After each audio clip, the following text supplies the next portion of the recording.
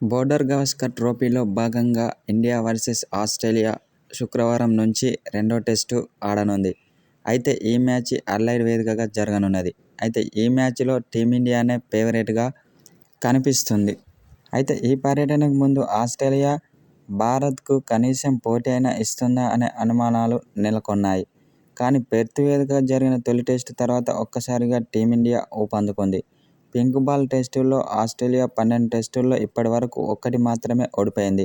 మరోవైపు చివరిసారి ఆస్ట్రేలియా పర్యటనలో అడ్లైడ్లో భారత్ 36 పరుగులకే ఆలౌట్ అయింది. ఆస్ట్రేలియాకు రికార్డ్స్ అనుకూలంగా ఉన్నప్పటికీ భారత్ను ఓడించడం చాలా కష్టమే. పెర్త్ వేదికగా జరిగిన తొలి టెస్టు ఓటమి తర్వాత ఆతిథ్య జట్టు తీవ్ర ఒత్తిడిలో కనిపిస్తుంది. సిరీస్ చేజారకుండా ఉండాలంటే రెండో టెస్టులో ఖచ్చితంగా గెలవాల్సిన పరిస్థితి ఏర్పడింది. వరల్డ్ టెస్ట్ ఛాంపియన్షిప్ ఫైనల్కు వెళ్లాలంటే ఈ మ్యాచ్ గెలుపు అత్యంత కీలకం కానున్నది.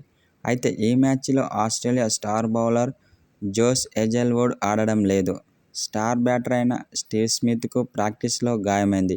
మ్యాచ్ సమయానికి అతను అందుబాటులో ఉండడం కష్టంగా కనిపిస్తుంది. ఒకవేళ స్మిత్ దూరమైతే బ్యాటింగ్ భారమంతా ఖవాజా హెడ్ మోయాల్సిందే.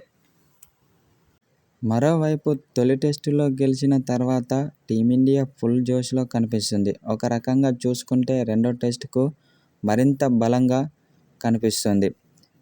తొలి టెస్టుకు దూరమైన టీమిండియా కెప్టెన్ రోహిత్ శర్మ, యువ ఆటగాడైన శుభ్మన్ గిల్ రెండో టెస్టుకు అందుబాటులోకి రావడంతో టీమిండియా మరింత బలంగా కనిపిస్తుంది. ప్రాక్టీస్ మ్యాచ్లో అందరూ టచ్లోకి వచ్చారు. బుమ్రా, కోహ్లీ టాప్ ఫామ్ను కొనసాగిస్తే భారత్ 2-0తో ఆధిక్యంలోకి వెళ్లడం ఖాయంగా కనిపిస్తుంది. కాబట్టి ఇప్పుడున్న ఫామ్లో టీమిండియాను ఓడించడం ఆస్ట్రేలియాకు చాలా కష్టమనే చెప్పాలి.